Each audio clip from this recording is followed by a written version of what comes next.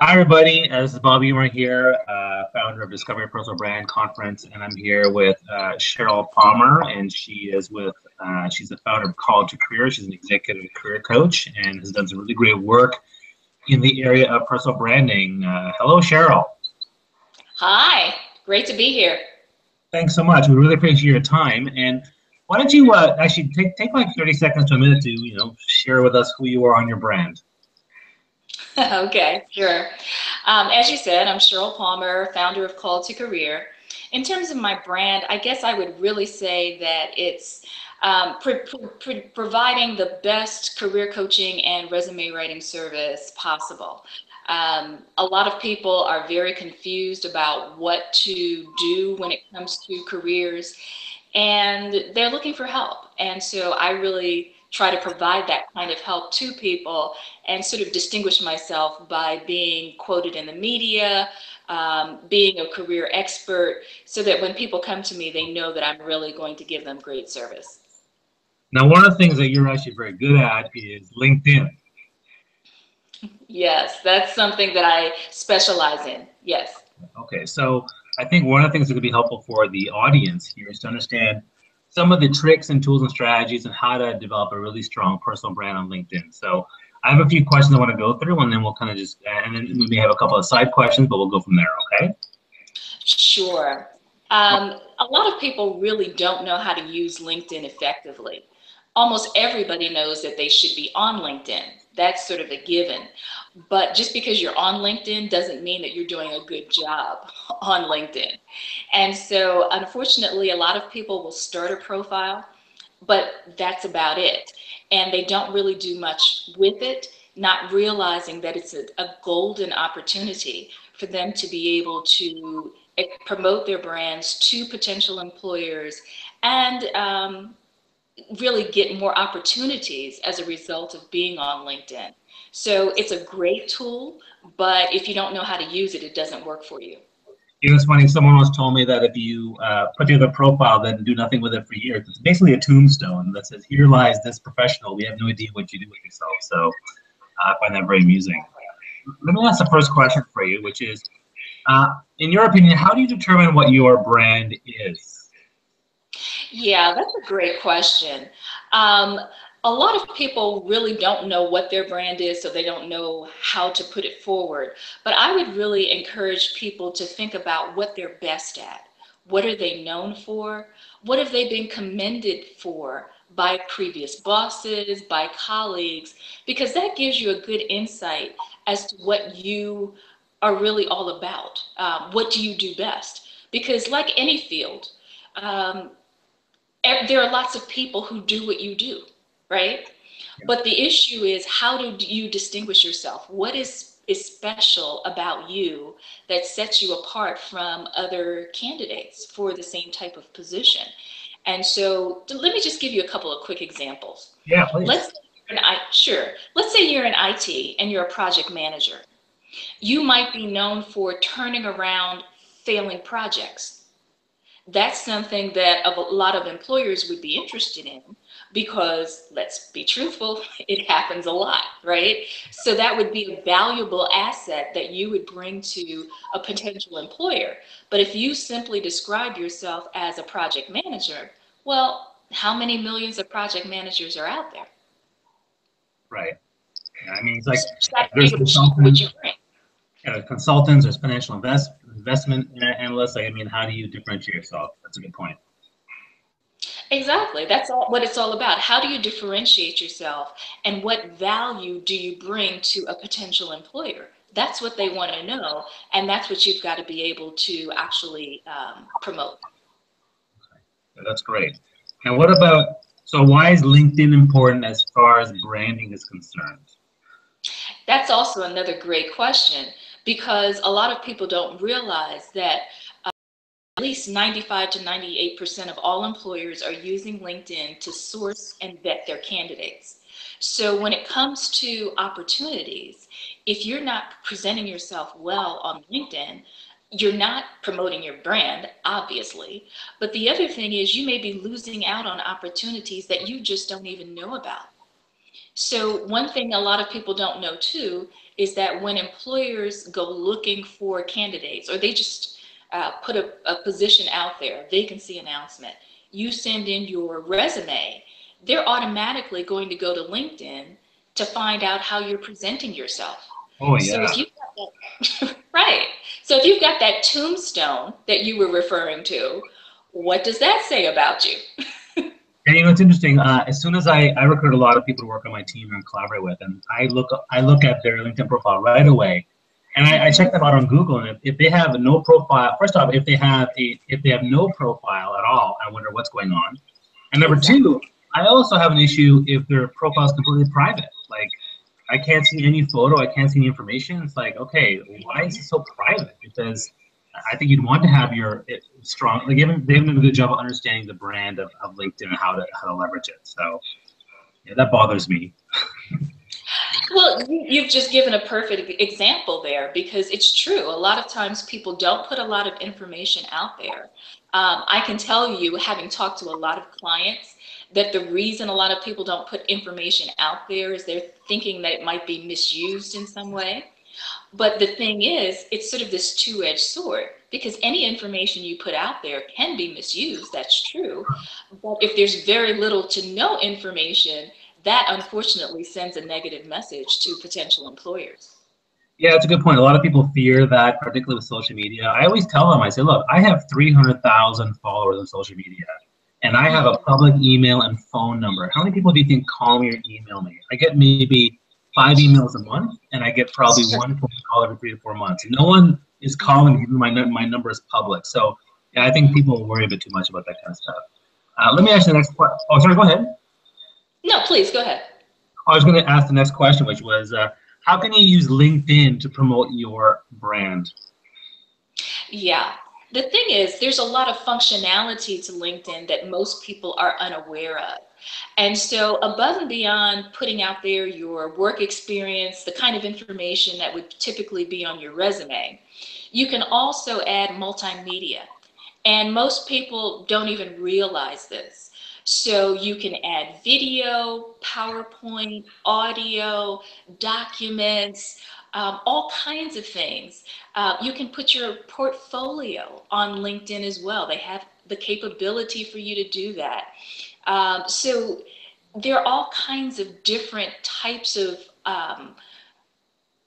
ways that you can actually promote your brand through all of these different methods that I just mentioned. But for a lot of people, if they don't know if it's there, they don't know how to actually use it to their best advantage. So there are many different ways that you can promote your brand on LinkedIn through your own profile.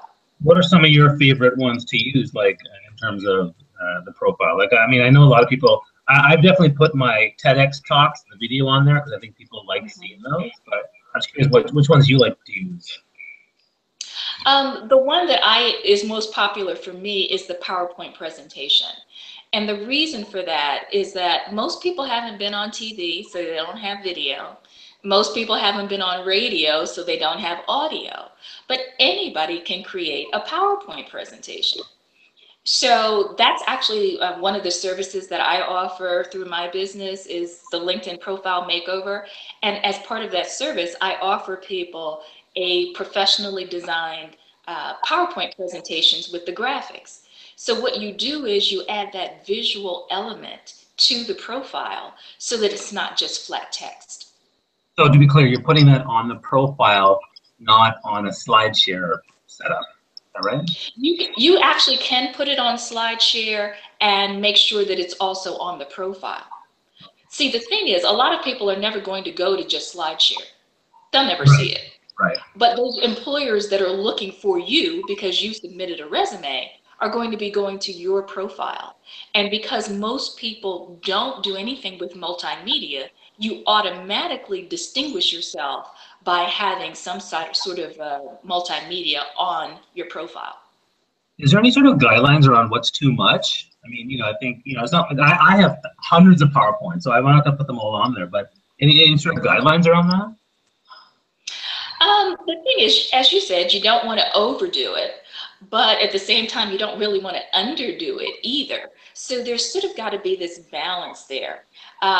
I, for one, have been quoted in probably hundreds of media articles at this point. I certainly don't put all of them up there. What I do is I try to find the ones that are most relevant to my audience, the people that I'm trying to target. What would they be interested in, right?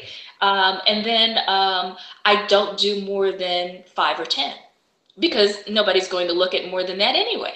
So you've got to kind of use some good judgment there in terms of what would be appropriate. Okay, another question.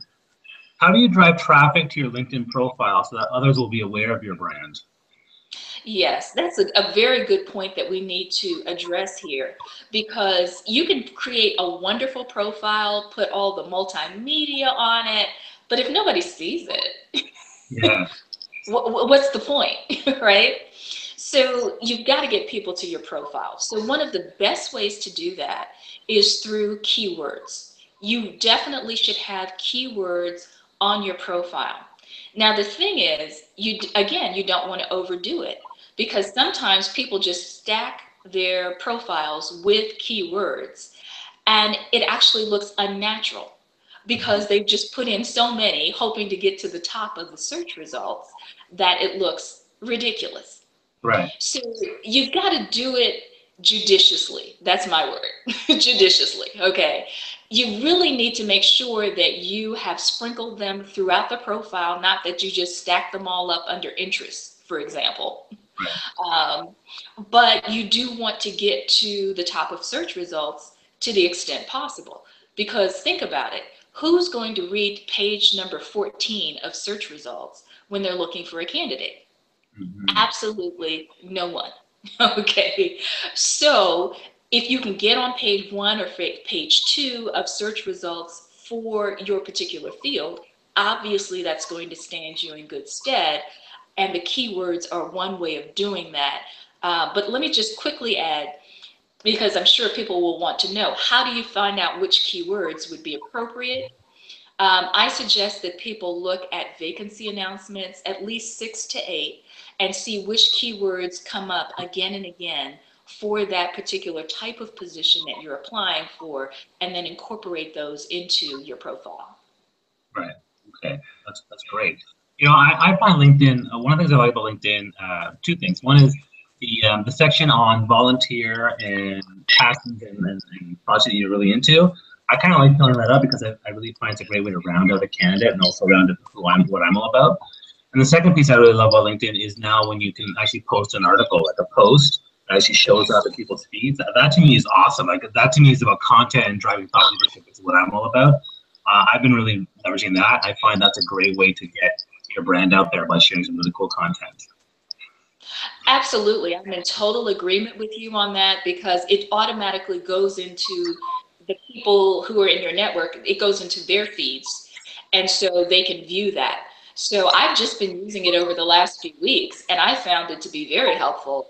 I've had a couple hundred people in like 2 days read my post, and I don't think that they would have just gone to my profile otherwise. But because the post is out there, because the headline is engaging, because it's the kind of content that people really are interested in, then people actually take a look at it. Now, what are some of the things you think people are doing wrong with LinkedIn, like when it comes to their personal brand? Well, actually, one of them you already alluded to, which is that they don't fill out the complete profile. And it's just, and whatever they do, they leave it for years and never look at it again. So that's a major mistake. And unfortunately, it's very common where people don't have a complete profile and they don't stay engaged with the LinkedIn community. They just put something out there and there are no status updates. They don't join groups. So that's major. You've got to put something into LinkedIn in order to get something out. Okay. I want to share something that I struggle with on LinkedIn. There's two things I struggle with, and maybe you can comment on that. One is that, you know, I post in groups and I post updates and things like that, and I find that for the most part, people are they don't engage quickly. They're not very responsive. You know, when I tweet, people respond right away. When I Facebook, people respond right away. But sometimes people comment on something 2 weeks later, or they add they comment on something 3 months later. And I find people on LinkedIn not very responsive for the most part. That's a big struggle for me. What do you think about that? Well, I have to agree with you there. I actually have had people respond to me a year later, and I'm thinking, where have you been? I don't know. But I'm not exaggerating. I actually have had that happen. I think one of the issues is that people just don't log into LinkedIn as frequently as they do Facebook or Twitter. I think that's what's going on in a lot of cases. So if you're looking for that instant gratification, that instant feedback, probably LinkedIn is not the place to look for that, because a lot of people just don't log in that frequently, which is something you need to think about as you're trying to engage with the community. Because if you have a meeting tomorrow and you'd like to get feedback from people about a particular topic, probably LinkedIn is not the best place to look for that kind of information with that short a turnaround time. And the other thing I struggle with is, I have a very strong profile on LinkedIn. I have over 5,500 contacts, and I've built up a pretty strong brand. But a lot of people have told me that, why don't you build your company profile? Now I have a company profile, and it has like 20 followers, and I don't see the point of having to invest time in that. Should I or shouldn't I? And can you maybe talk about that? Because I'm not sure what to do with that. It's really good to have both, the personal profile as well as the company profile. If you only have 20 followers for the company profile right now, it really means that you've got to be more active to try to engage more people and let them know who the company is, as opposed to just you as an individual. Because clearly you're doing a great job in terms of your individual profile, right? I mean, you've got thousands of people who are connected with you and so forth. But I'm assuming if you've got a business, you want people to know about the company too. Am I right? Yeah, you're right. I struggle with that. I always keep thinking, well, I'm the brand, so they know what I'm doing and I'm sharing stuff. But yeah, it's something I've struggled with in terms of building on LinkedIn. So I appreciate your comment on that. And just one final thing I want to ask, which is, what are some of the things that maybe there's some things on LinkedIn that are kind of like really cool secrets or really cool, not very well known secrets that you can do to really jazz things up for yourself on LinkedIn? Sure. Well, I've already talked about the multimedia. Another thing that a lot of people don't really pay attention to is that LinkedIn gives you the opportunity to put down 3 different URLs. So if you want to direct people from your profile to a personal website, for example, you can do that. If you have a blog, you can do that. So a lot of times people just don't even see these features. They're public, but a lot of times people don't invest the time into learning what's going on LinkedIn, and so they don't know what's there to even take advantage of it. The other thing I wanted to mention too is that there are additional categories for LinkedIn above and beyond the basic ones like your summary, your experience, your education. As you were mentioning earlier, you can put down volunteer work. You can talk about certifications, training that you've taken, language ability if you speak more than one language. So there are many different things that are available to you on LinkedIn that many people just never see. Yeah, that's awesome. I really do appreciate that. I had another one I was going to throw at you because I was like, I have all these questions now because now we're engaging and I'm loving all the stuff that you're sharing here. Well, man, I had this question and now it's eluding me. It was, I'm forgetting it now. Okay, I'm gonna have to let it go. I'm gonna let it go, and that's fine. Okay. But why don't you tell us where we can find you and get to know you a little bit better? Where are some of your links? Okay, so let's start with LinkedIn since we've been talking about LinkedIn, right?